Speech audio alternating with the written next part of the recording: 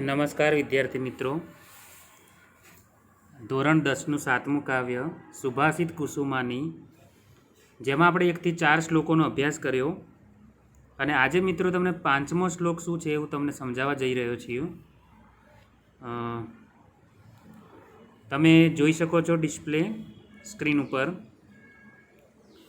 મેં તમને PDF દ્વારા આ વસ્તુ મોકલી છે. આપણે આ PDF જોઈને આપણે સમજીએ શું કહેવા માગે છે. યથા નિગર્શન છેદન તાપ તાડનય.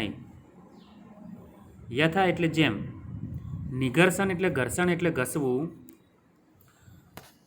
છેદન છેદન બરાબર, એટલે અને પણ છેદન એટલે છિદ એટલે કાપવું, તાપ એટલે તપાવવું અને તાડન એટલે તાડન કરવું એટલે ટીપવું. બરાબર મિત્રો.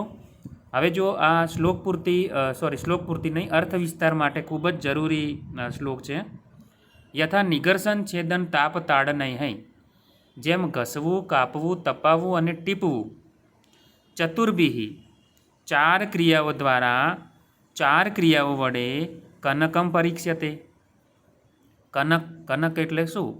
તો સુવર્ણ એટલે ગોલ્ડ, સોનું. બરાબર.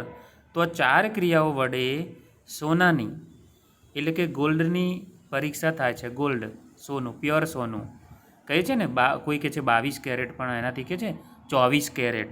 હા, તો ગોલ્ડ એટલે કે સોનું કેટલું પ્યોર છે, કેટલું શુદ્ધ છે, એની પરીક્ષા કહે છે કે આ 4 ક્રિયાઓ વડે કરવામાં આવે છે, પરખાય છે. તથા તેમ શ્રુતેન શીલેન ગુણેન કર્મણા. બરાબર. સુવર્ણની વાત ફરી આપણે કરી દઈએ કે સોનાની પરીક્ષા 4 દ્વારા થાય છે અને 4ય પરીક્ષાઓમાં સુવર્ણ એ ખરું ઉતરે છે. એ પોતાની 100% શુદ્ધતા એ સાબિત કરી બતાવે છે. એટલા માટે અત્યારે આપણે જોઈએ કે સોનું જે ગોલ્ડ છે કેટલું મોંઘું છે. હા, કેટલી કિંમત છે ખબર છે ને? 10 તોલો, 10 તોલા નહીં, 1 તોલો એટલે 10 ગ્રામનો ભાવ અત્યારે 50,000 પહોંચ્યો છે. 50,000 આસપાસ પહોંચ્યો છે. તો મિત્રો સોનું કેમ કિંમતી છે? તો એમ કહેવાય કે સોની જ્યારે ઘરેણાં ઘડે છે, દાગીના ઘડે છે, ત્યારે એ સોનું 100% સોનું છે કે કેમ, શુદ્ધ છે કે કેમ, એ ચકાસવા માટે, એની પરીક્ષા કરવા માટે એને એના ઓજાર ઉપર ઘસે છે.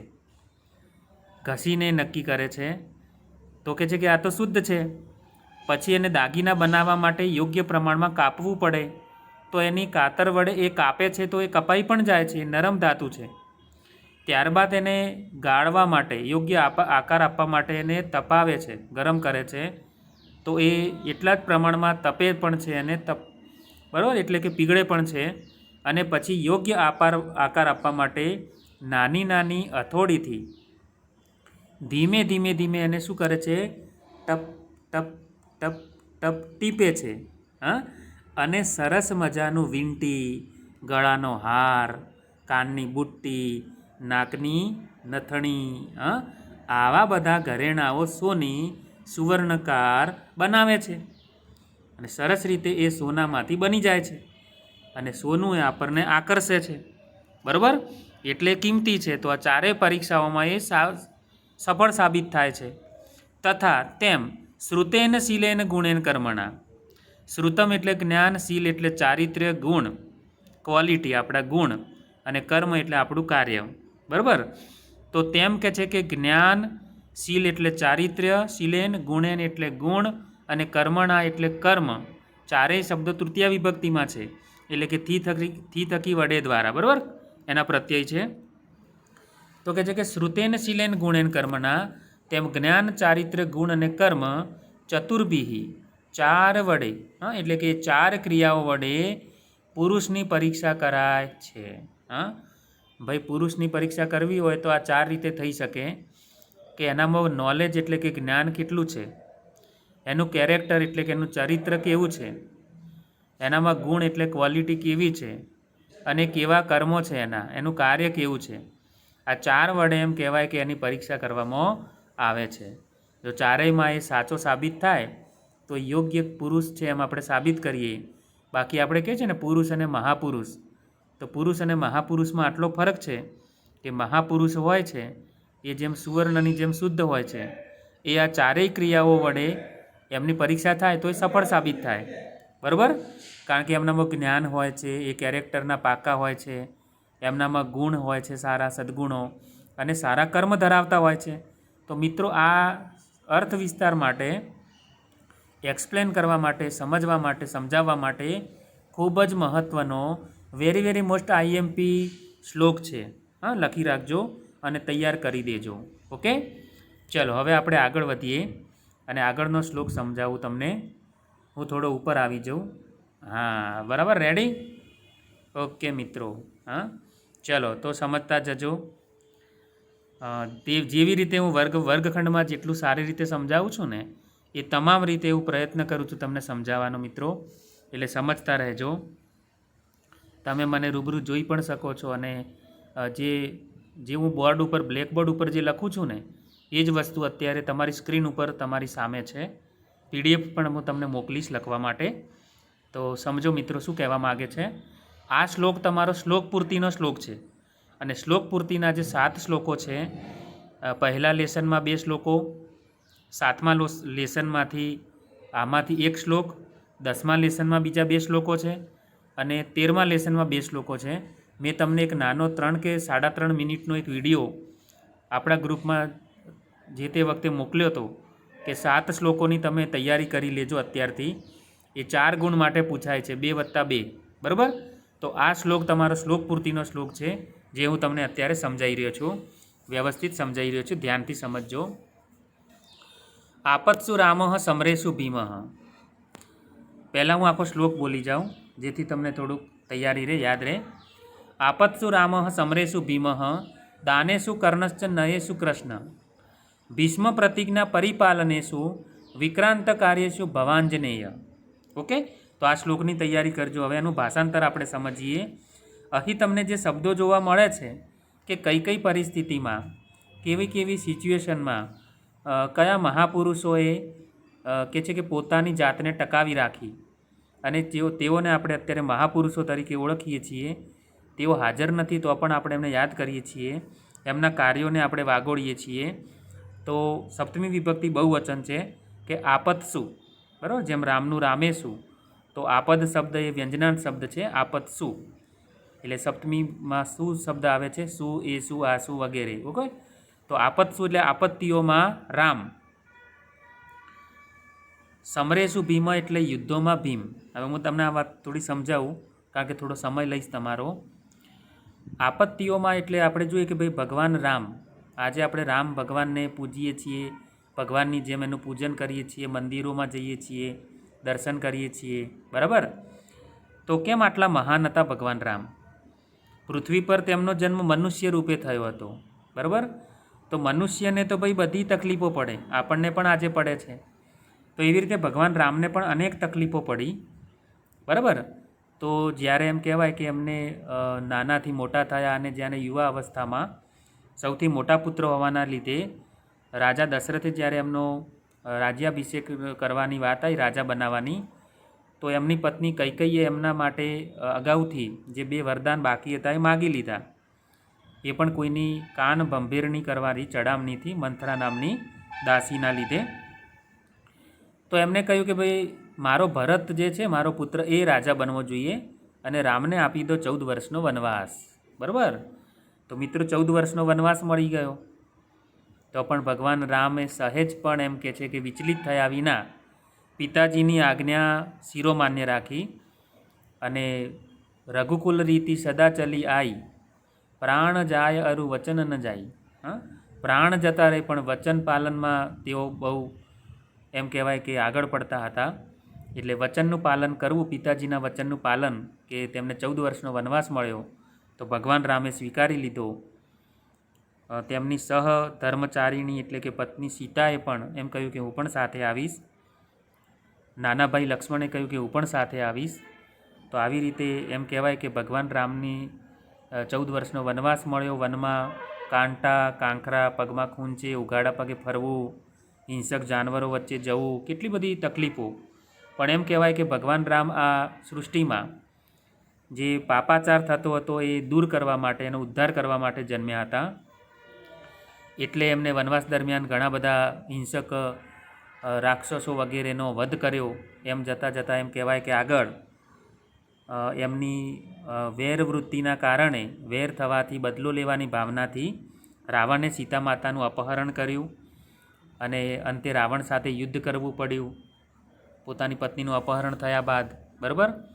જ્યારે પાછા ઉત્તર રામાયણમાં જ્યારે પાછા આવે છે ત્યારે પણ એમ કહેવાય કે પ્રજાજનોની માંગણીને સંતોષવા, એટલે કે જ્યારે છુપા વેશે, જ્યારે રાત્રિ સમય દરમિયાન લોકો કેવું ઈચ્છે છે, લોકો કેવું જીવન જીવે છે જોવા માટે જ્યારે નીકળ્યા, ત્યારે કોઈ ધોબીના કહેવાથી એમને કહ્યું કે ભાઈ હું કંઈ રામ નથી.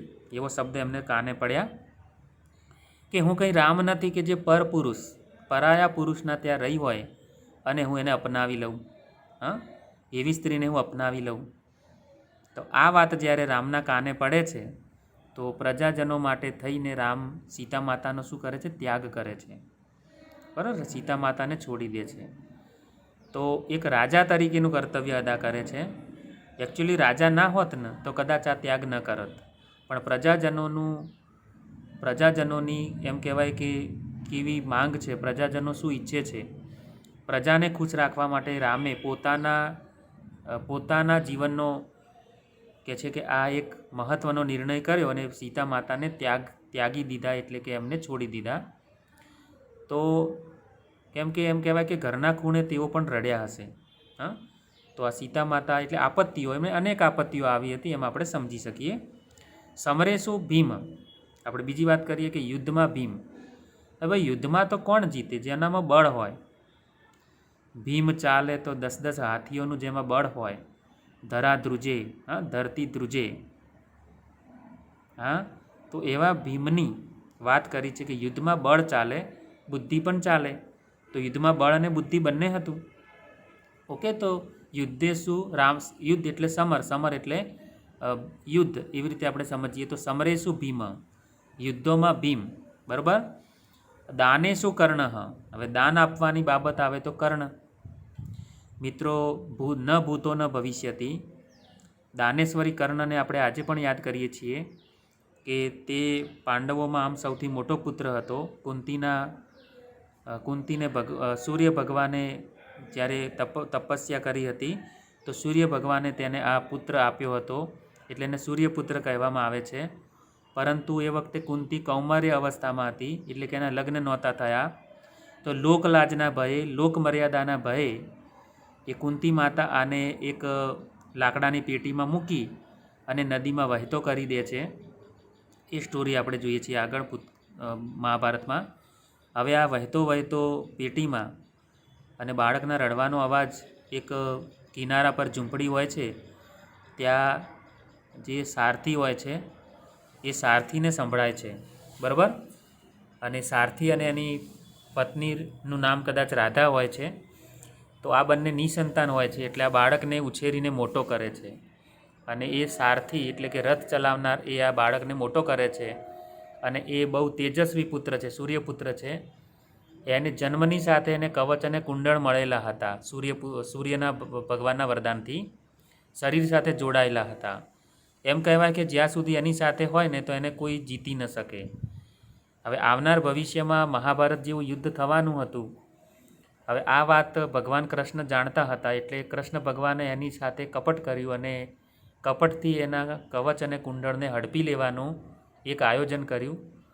આગળ આપણે વાત કરી છે નયેશુ કૃષ્ણ, એટલે નીતિઓમાં કૃષ્ણ. જે પોલિસીઓ બનાવી હોય, નીતિઓ ઘડવી હોય, રાજનીતિ, પોલિટિક્સ, તો એમાં ભગવાન કૃષ્ણ એ માહેર હતા.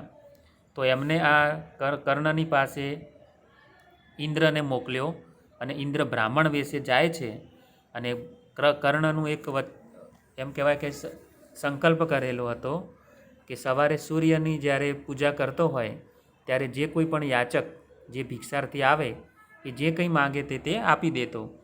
એટલે અહીં ઇન્દ્ર એ બ્રાહ્મણ વેશે જાય છે અને ઘણી બધું માગે છે, ગાય, ઘોડા, રાજ્ય, જે કંઈ એની પાસે છે એ આપવા તૈયાર થાય છે. પણ ઇન્દ્રને આ બધું જોઈતું નહોતું. ઇન્દ્રને તો શું જોઈએ છે? કર્ણના જે જન્મ સાથે જોડાયેલા, એના શરીર સાથે જોડાયેલા જન્મથી મળેલા કવચ અને કુંડળ, જે 2 કાનમાં કુંડળ અને શરીરની સાથે જોડાયેલું વજ્ર જેવું કવચ. તો એમ કહેવાય કે પોતાના શરીરમાંથી કોતરીને ઉતરડીને એમ કહેવાય કે લોહી લુહાણ હાલતમાં પણ એ ઇન્દ્રને એ કવચ અને કુંડળ કાઢીને આપી દે છે. બરાબર. તો પોતાના કહેવાય કે આવો ત્યાગ કોણ કરે, આવું દાન કોણ આપે? તો એ દાન કર્ણ આપે છે. એટલે દાનની જ્યારે વાત આવે તો આપણે કર્ણને યાદ કરીએ છીએ. એટલે અહીંયા દાને શું કર્ણ, એટલે દાનની બાબતમાં કર્ણ, અને નયે એટલું નય એટલે નીતિઓ, રાજનીતિ, પોલિટિક્સ, એ નીતિઓમાં કૃષ્ણ. ઓકે. અને પ્રતિજ્ઞા પરિપાલને શું ભીષ્મ. મિત્રો, તો ભીષ્મ એ મહાભારતનું શરૂઆતનું પાત્ર છે. બરાબર. હવે સંતનુ રાજા અને એના આગળના રાજાથી શરૂ થાય છે, ભરત રાજાથી આ સ્ટોરી. તો ભીષ્મ નામ તો પછીથી પડ્યું, પણ એમનું મૂળ નામ હતું દેવવ્રત. તો દેવવ્રત ખૂબ જ કુશળ હતા. બરાબર. હવે એમને પોતાના પિતા થોડા બેચેન હશે, ઉદાસ હશે. જ્યારે એનું કારણ જાણવાનો પ્રયત્ન કર્યો તો પોતાના પિતા સંતનુને એક મત્સ્યગંધા સત્યવતી સાથે પ્રેમ હતો અને એ સત્યવતી સાથે લગ્ન કરવા માગતા હતા. તો એ માછીમાર જે હોય છે સત્યવતીના પિતા, એને એવી માગણી કરી હોય કે હું લગ્ન તો કરું, પણ મારા આ પુત્રી સત્યવતીનો પુત્ર એ રાજા બનવો જોઈએ. હવે આ દેવવ્રત સૌથી મોટા પુત્ર હતા, એટલે રાજા તો મોટો પુત્ર જ બને. પણ જ્યારે એમ કહેવાય કે એમના પિતા અને આ શરત જેના સત્યવતીના પિતાએ જે કરી હતી લગ્ન કરાવવા માટે, આ વાતની જ્યારે જાણ એમને થાય છે તો પોતાના પિતા ખાતર, બરાબર, પોતાના પિતા આ બીજા લગ્ન કરે એ માટે એમ કહેવાય કે તેઓ બ્રહ્મચારી રહેવાની એક પ્રતિજ્ઞા કરે છે. અને એ પ્રતિજ્ઞા પાળી બતાવે છે. આજીવન તે બ્રહ્મચારી રહે છે, એટલે કે લગ્ન કરતા નથી, કોઈ પ્રકારનો સંસાર ભોગવતા નથી. બરાબર. એટલે બ્રહ્મચારી રહીને એવું જીવન જીવે છે માર્ગદર્શક તરીકેનું. એટલે રાજા એમને બનવું નથી. અને એ રીતે કહેવાય કે આવો પોતાના જીવનનું આવો કઠોર જે પ્રતિજ્ઞા લીધી તેના કારણે દેવવ્રતમાંથી તેમને ભીષ્મ તરીકે ઓળખવામાં આવે છે. બરાબર મિત્રો. તો આ જે વાત છે હું તમને કરી. આગળ વાત કરીએ વિક્રાંત કાર્ય શું ભવ આંજનેય. હવે અંજની એટલે પવનપુત્ર, પવન અને વાયુદેવ અને અંજના માતાનો પુત્ર એટલે હનુમાન. હનુમાન વિશે આપણે જાણીએ તો રામાયણનું પાત્ર છે હનુમાન. બરાબર. ભગવાન રામના સેવક. બરાબર. સૌથી પરમ સેવક એટલે હનુમાન. હવે એમ કહેવાય કે અંજની એટલે અંજનાના નામથી એમનું નામ પડે છે આંજનેય. બરાબર. તો વિક્રાંત એટલે વિક્રમ એટલે પરાક્રમના કાર્યોમાં હનુમાન થશે. તો હનુમાન થવાની વાત કરી છે. તો મિત્રો એમની સાથે જે સ્ટોરી જોડાયેલી છે એવું તમને થોડી કહું કે બાળપણમાં જ્યારે નાના હતા ત્યારે તેમને બહુ ભૂખ લાગી. અને ભૂખ લાગે એટલે નાના બાળકને તો શું, આ તો બહુ વિદ્યાઓમાં પારંગત હતા, ઉડી શકતા, બધી બાજુ ત્રણેય લોકમાં ઉડીને ભમીને આવી શકતા. એમણે જોયું કે સરસ મજાનો એક સૂર્ય બરાબર, સૂરજને તેઓ એપલ સમજીને ખાઈ ગયા, એક ફળ સમજીને ગળી ગયા. વિચારો, આટલો બધો સૂર્ય, તેજસ્વી સૂર્ય કઈ રીતે ખાઈ શકાય? પણ આ નાના હનુમાનમાં, બાળ હનુમાનમાં આટલી બધી શક્તિ હતી અને શક્તિના બળે તેમને સૂર્ય ભગવાનને ભૂખ લાગી એટલે એક ફળ સમજીને ખાઈ ગયા. હવે મિત્રો સૂર્ય જ્યારે એમના મોંમાં ચાલ્યો ગયો તો સૃષ્ટિ પર અંધકાર વ્યાપી ગયો, અંધારું થઈ ગયું. અને બધા દેવો, ઇન્દ્રદેવ વગેરે દેવો બધા દોડ્યા, ત્રાહી મામ ત્રાહી, બચાવો. બરાબર. અને આ બધા દેવો ઇન્દ્રદેવ પાસે દોડ્યા અને ઇન્દ્રદેવને કહ્યું કે આપણા સૂર્યદેવને તો કહે છે કે કોળિયો બનાવી દીધો, મોનો કોળિયો બનાવી દીધો. કોને? કે એક નાના બાળક, એક નાના વાનરે. તો કહે છે કે વાનરનું આવું સાહસ. તો ઇન્દ્રદેવ પોતાનું વજ્ર, જે હથિયાર છે, શસ્ત્ર છે, એ હથિયાર લઈને જાય છે અને એ નાના બાળકને સાથે એમ કહેવાય કે એક નાનું યુદ્ધ કરે છે. અને વજ્રનો ઘા એમના હું તમને જે બતાવી રહ્યો છું, હનુ એટલે જડબું, એ જડબા પર એ વજ્રનો ઘા કરે છે, આમ વજ્ર આમ મારે છે, અને જેવો વજ્રનો ઘા કરે છે અને નાનું જે આ બાળક છે, વાનર છે હનુમાન, એ વજ્રનો ઘા થવાથી એના મોંમાં જે સૂર્ય અંદર ચાલી ગયો હતો એ સૂર્ય ભગવાન મોંમાંથી સીધા બહાર આવે છે અને કહે છે હા માંડ રાહત થઈ, બરોબરના ફસાયા હતા મોઢાની અંદર, મોંમાં બરોબર ફસાયા હતા, હવે નીકળ્યા. અને પછી બધા રાહત અનુભવે છે કે માંડ માંડ સૂર્યદેવ મોંમાંથી બચ્યા.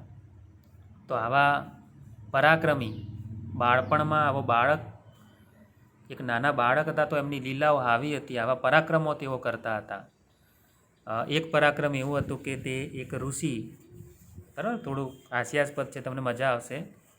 ઋષિ તપમાં લીન હતા, બરાબર તપ આંખો બંધ કરીને કરતા હતા. તો નાના બાળ હનુમાન જાય છે અને એમની પૂંછડીમાં જે વાળ હોય છે ને એ વાળ એમના નાકમાં આમ ઘુસાડે. પેલા નાકમાં ઘુસાડે એટલે નાકમાં વાળ જાય તો શું થાય? હાછી આપણને તો છીંક આવી જાય ભાઈ, નાકમાં વાળ કે આવું કંઈક જાય તો ઋષિ જે તપ કરતા હતા એમની તપસ્યામાં ભંગ પડ્યો. આ નાના બાળકે આવું ટીખળ કર્યું, તોફાન કર્યું, અને એમ કહેવાય કે ઋષિ મુનિ જે કહેતા એ સાચું પડતું. અત્યારે તો ઋષિ પરંપરા છે નહીં, વર્ષો પહેલાં ઋષિ પરંપરા હતી. તો આ ઋષિજી પછી આ હનુમાનને શ્રાપ આપે છે અને કહે છે કે તું જે આ જે વિદ્યાઓ તું બધી કરી રહ્યો છે, બરાબર, તને જે આ બધી વિદ્યાઓનું જે જ્ઞાન છે એ બધું તું ભૂલી જશે.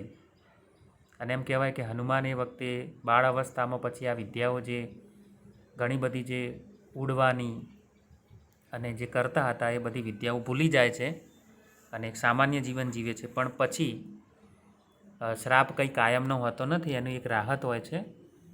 એ શ્રાપનું એમ કહેવાય કે અમુક સમય પછી એ એની રાહત આપે છે. એટલે કહે છે કે જો તને તારી શક્તિઓનું કોઈ ભાન કરાવશે કે તું બાળપણમાં આવો હતો તો તારી શક્તિઓ બધી તને પાછી મળી જશે.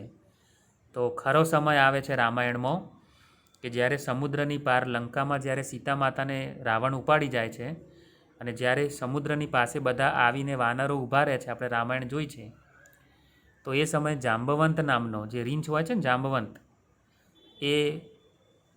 એને બધી શક્તિઓથી પરિચિત કરાવે છે. જ્યારે સમુદ્ર ઓળંગવાની વાત આવે છે, બરાબર, ત્યારે એમ કહે છે કે આટલા માઇલ સમુદ્ર કઈ રીતે ઓળંગી શકાય, કઈ રીતે ઉડીને જઈ શકાય? તો હનુમાન ઉપર બધા પસંદગી ઉતારે છે અને હનુમાન મૂંઝાયેલા હોય છે કે હવે શું કરવું, કઈ રીતે આ કાર્ય કરવું. તો જાંબવંત એમને આ બધી બાળપણની જે પરાક્રમની વાતો યાદ કરાવે છે અને એકાએક એમનામાં પહેલાં જેવી બાળપણમાં હતી એવી શક્તિ આવી જાય છે અને શક્તિના બળે તેઓ આ સમુદ્રને એમ કહેવાય કે ઓળંગી જાય છે. બરાબર. તો મિત્રો, તો ખરા સમય એમ કહેવાય કે હનુમાનજી આ ઓળંગે છે, સમુદ્રને ઓળંગે છે અને સીતા માતા સુધી પહોંચે છે.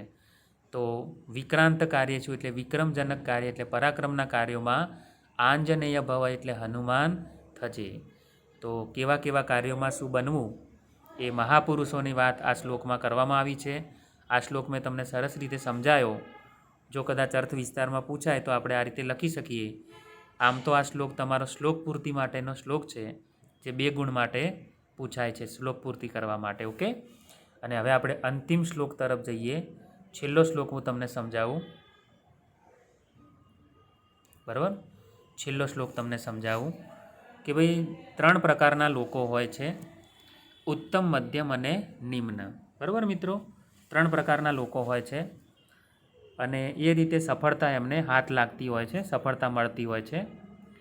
તો વિઘ્ન ભયેન નીચય હૈ, નીચ માણસો દ્વારા એટલે હલકા પ્રકારના નિમ્ન માણસો દ્વારા.